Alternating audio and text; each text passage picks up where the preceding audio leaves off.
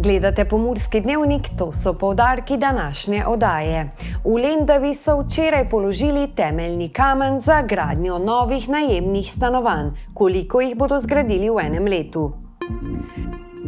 Pred vrati je tradicionalni letni koncert prekmurske godbe Bakovci. V studiu danes gostimo dirigenta Željka Ritlopa. V državnem svetu je potekal posvet o ukrepih za pravičen prehod premogovnih regij. Kakšni so konkretni ukrepi? Obiskali smo kmetijo v Prekmurju, ki se je iz konvencionalnega kmetovanja preusmerila v ekološko kmetovanje. Zapeljali smo se po prenovljeni Noršinski ulici, ki je voznikom v preteklosti povzročala številne glavobole. Padavine so poskrbele za to, da se bomo jutri najverjetneje znova prebudili v megleno jutro.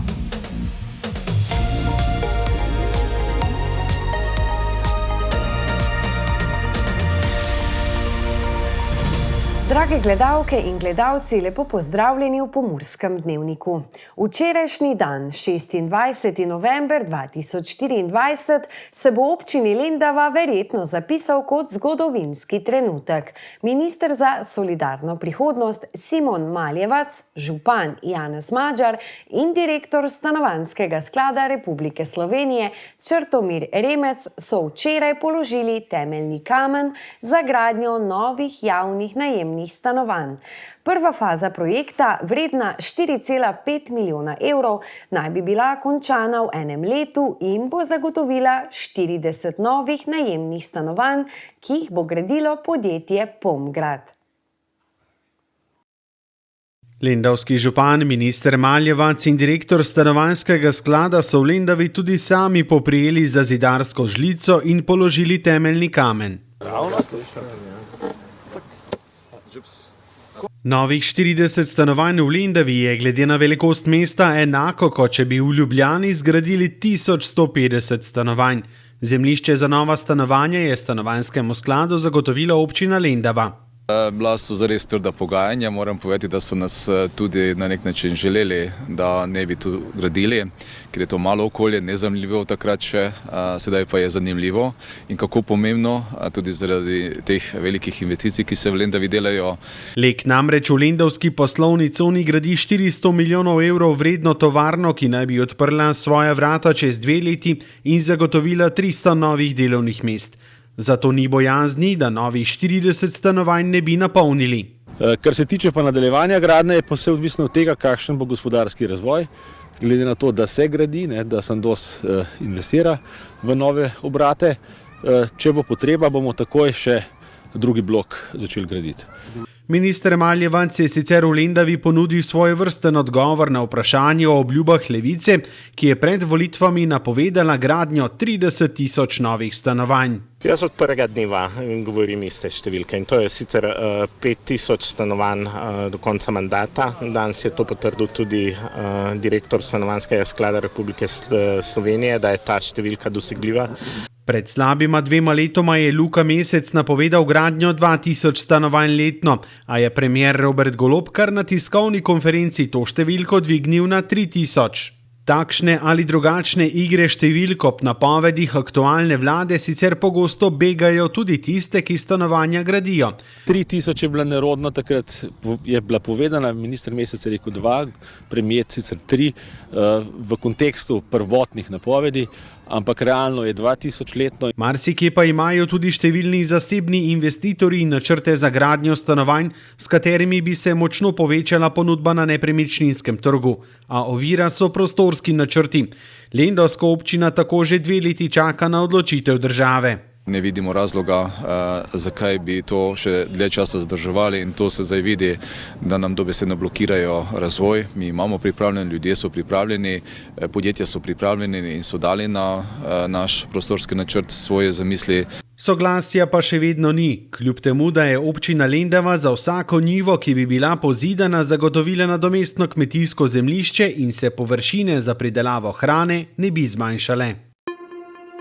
Mesec november je res, da v svojih zadnjih izdihljajih, a še ni rekel zadnje. Konec tedna se nam namreč v Murski Soboti obeta prava glasbena poslastica. Prekmurska godba Bakovci, ena najstarejših in najbolj cenjenih godb v Prekmurju, namreč pripravlja že tradicionalni letni koncert. Z bogatim repertoarjem so vedno znova navduševali tako doma kot v tujini in verjamemo, da tudi tokrat ne bo nič drugače. Z nami je danes dirigent, gospod Željko Ritlop, ki nam bo povedal več o prihajajočem letnem koncertu, ki bo seveda ta petek, 29. novembra. Lepo pozdravljeni, gospod Željko. Lepo pozdravljeni.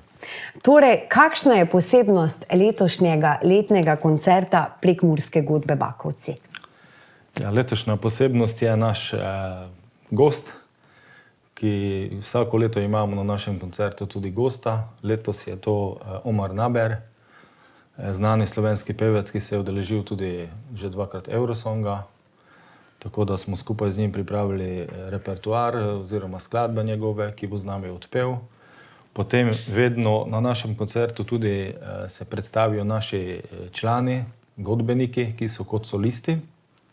Tako bo tudi letos, naj ostane zaenkrat skrivnost, kdo je to. Vsega ne smeva razkriti, ne? Ne. Potem pa kot vedno naše mažoretke, ki nam popestrijo, nas polepšajo, tudi se predstavijo v različnih sekcijah, delujejo, tako da tam tudi vidimo potem vse njihove sekcije in to je to zaenkrat. Bo bogat program, ne? Kako se pa pripravljate na koncert? Zdaj ste že najverjetneje pripravljeni, sledi še kakšna generalka in kaj bodo vse obiskovalci lahko doživeli, kakšno glasbeno vzdušje?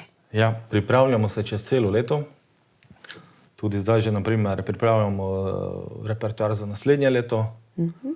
Priprave so, vsak teden imamo vajo, potem izberemo program, kaj nam ustreza, ena rdeča nit čez celi koncert. Potem, ko so še imeli? Lahko že mogoče razkrijeva, kakšna je rdeča nit letošnjega koncerta, ali to ostane presenečenje za petek, bi preveč razkrila? Ne, najrajši pridejo poslušalci. In poslušajo, ne? Tako. Pa vsak najde potem svojo zgodbo, pa si ustvari. Torej, zagotovo lahko v petek občinstvo pričakuje dobro glasbo, ne? Sigurno, kot vedno imamo mi čim več zvrsti glasbe, probamo dati skupno repertoar. Tako bo tudi letos, razen koračnic, ki so klasika godbeništva, če lahko tako povem, je tu filmska glasba, potem slovenska popevka, tudi malo v drugačni obliki, brez vokala, filmska glasba, pop, rock, tako da vse zvrsti probamo zajesti. Tako da se čim več ljudi najde v tem noter. Tako, za vsakega nekaj, ne? Tako, ne. Zdaj cena vstopnice je že znana, ne? Cena vstopnice je letos 13 €. Lahko povem tudi, da otroci, ki so ki obiskujejo osnovno šolo, ni stopnine, tako da za njih je prost vstop.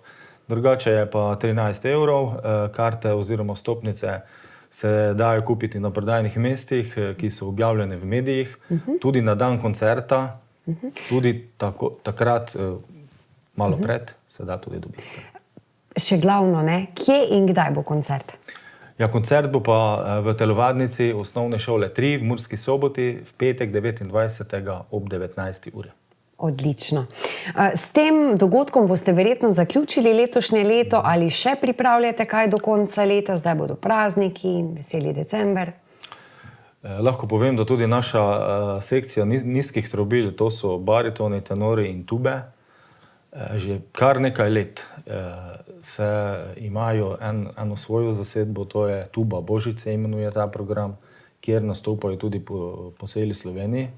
Tako da zdaj še oni decembra imajo nekaj nastopov v tej zasedbi, drugače pa godba kot godba zaključuje ta del za letos s tem koncertom. Koliko pa imate vi sploh članov vaše prekmurske godbe in katere inštrumente vse zastopajo? Letos se nas bo na odru pojavilo 75. Je pa številka, ne? Tako, to so pihala, trobila, tolkala, to je klasična zasedba, potem pa imamo zraven tudi klavir, električno kitaro, bas kitaro, tako da Mešana zasedba. Kaj pa želje, pa načrti za naslednje leto? Zdaj smo že skoraj v mesecu decembru, ko je to že nekako vsakdanji pogovori.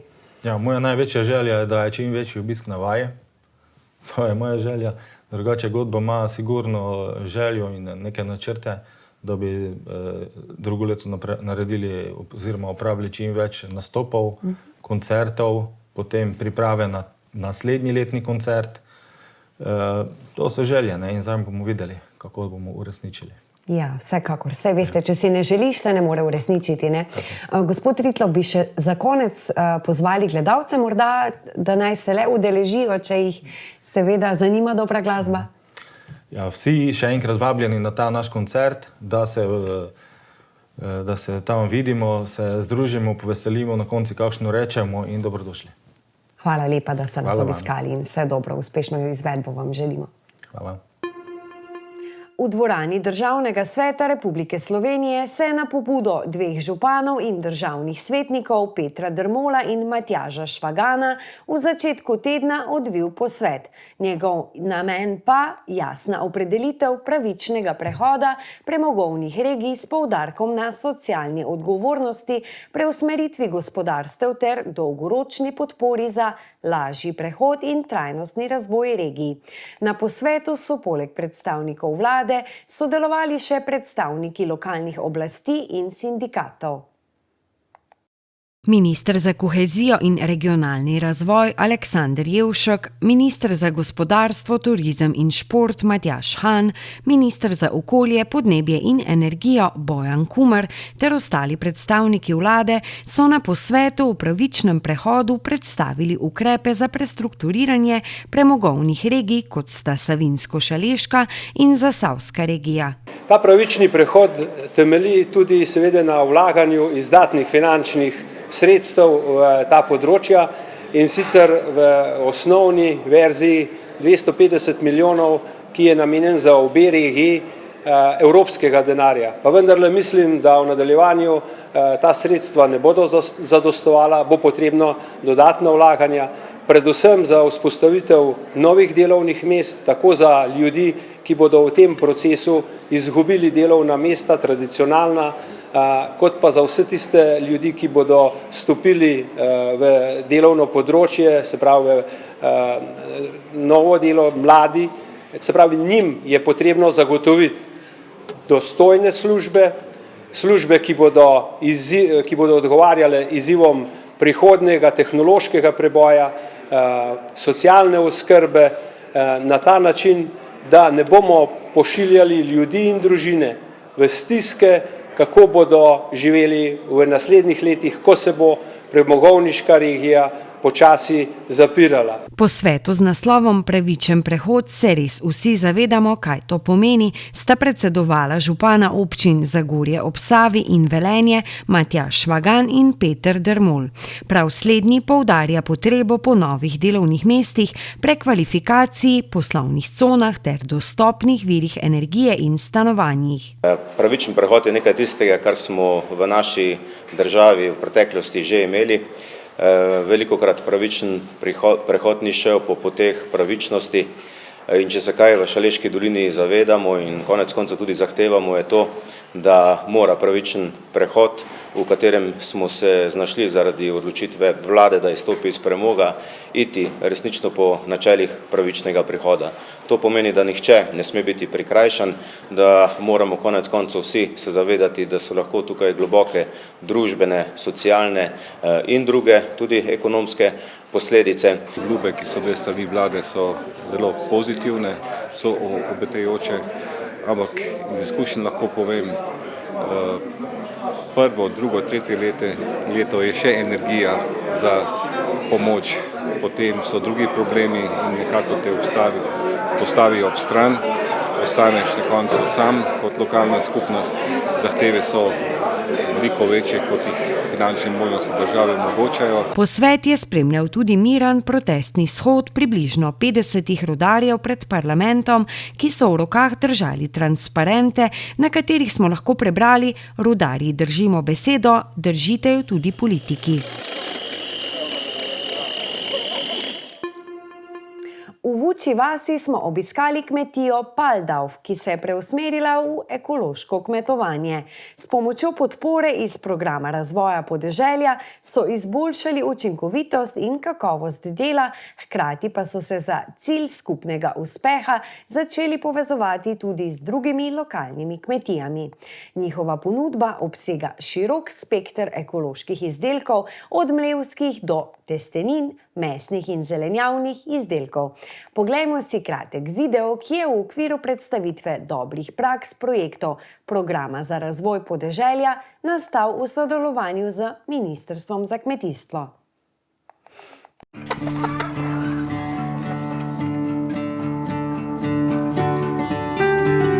Nahajamo se na ekološki kmetiji Paldov, smo iz Pelekije, iz Vučje vasi. Ukvarjamo se s pridelavo in s predelavo hrane, se pravi vse, kaj na naši kmetiji pridelamo, tudi predelamo v končne produkte. Za preusmeritev kmetije v ekološko kmetijstvo smo se odločili predvsem zaradi tega, ker predelujemo oziroma predelujemo hrano in smo mnenja, če že pridelujemo oziroma predelujemo hrano, da bi se predelamo, kaj se da zdravo hrano.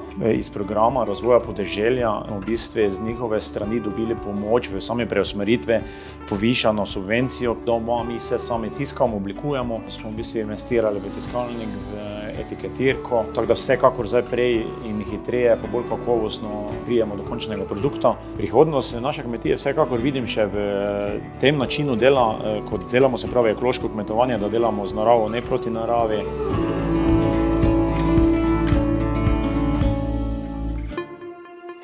Na terenu smo preverili, kako izgleda vožnja po prenovljenem delu Noršinske ulice. Promet po Noršinski je ponovno stekel pred slabim tednom, s tem se je zaključilo obdobje začasnih prometnih ureditev. Kot lahko vidite, širina novega voznega pasu je 2,5 metra, skupno torej cestišče meri 5,5 metrov, z lokalnimi razširitvami v krivinah in oboje stransko bankino širine 1 meter. Vožnja skozi to pomembno prometno arterijo je sedaj ponovno omogočena za vse vrste vozil, od avtomobilov do javnega prevoza. Medtem ko je cesta že odprta, bo asfaltiranje kolesarske steze sledilo prihodnje leto spomladi. Najvišja dovoljena hitrost je omejena na 60 km/h, v sredinskih 600 metrih pa na 50 km/h. Pa še skok na Dolenjsko. Obiskali smo domačijo Novak v Dvoru, ki svojo 50-letno tradicijo dokazuje, kako lahko podeželske zgodbe postanejo sodobni primeri uspeha. Prenova skednja s pomočjo evropskih sredstev je le del širše zgodbe o povezovanju tradicije, sonaravnega pristopa in sodobnih potreb. Tudi naslednji kratek video je nastal v sodelovanju z Ministrstvom za kmetijstvo v okviru predstavitve dobrih praks projektov.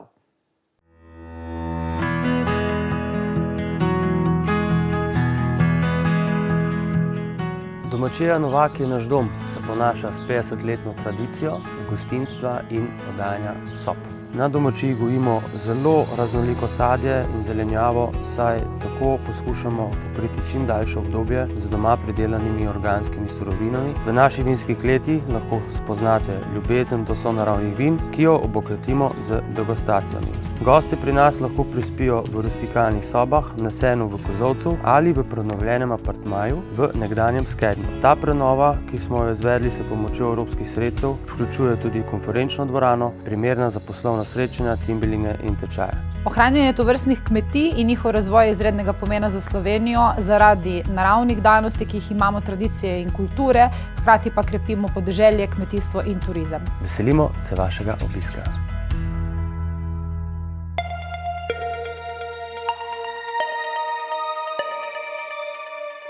Jutri bo pretežno oblačno z zmernim jugozahodnim vetrom, popoldne in zvečer pa bodo možne rahle padavine. V prihodnjih dneh se bo vreme počasi stabiliziralo, vendar bo ponovno nekoliko hladneje. Današnji dan je bil v Pomurju oblačen in deževen. V Murski Soboti, Radencih in Lendavi smo opoldan namerili 8, v Krajinskem parku Goričko pa 7 stopinj Celzija. Po noči se bo delno razjasnilo, po nižinah bo marsikje nastala megla. Jutri bo zmerno do pretežno oblačno, dopoldne ponekod po nižinah tudi megleno. Čez dan bo prehodno zapihal jugozahodni veter.